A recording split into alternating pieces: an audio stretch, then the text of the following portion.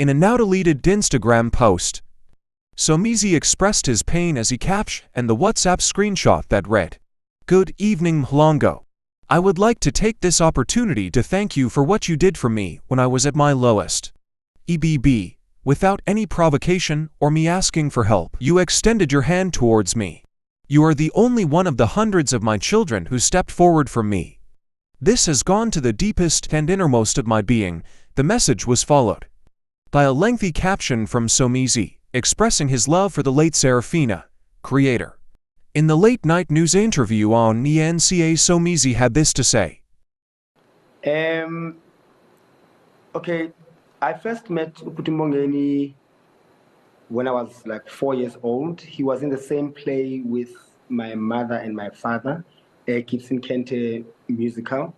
And then moving fast forward, in 1986, he created Sarafina, and my dad was part of the band.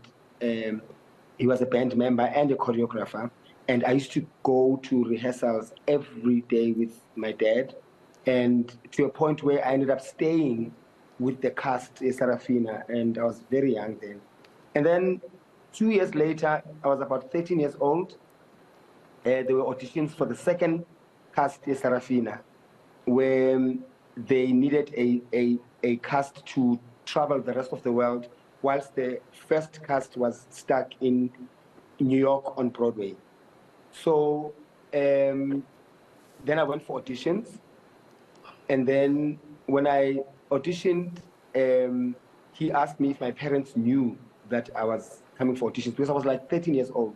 And I lied, and I said my parents knew, but my parents were in New York. And then in 1987, in 1988, there were no cell phones. So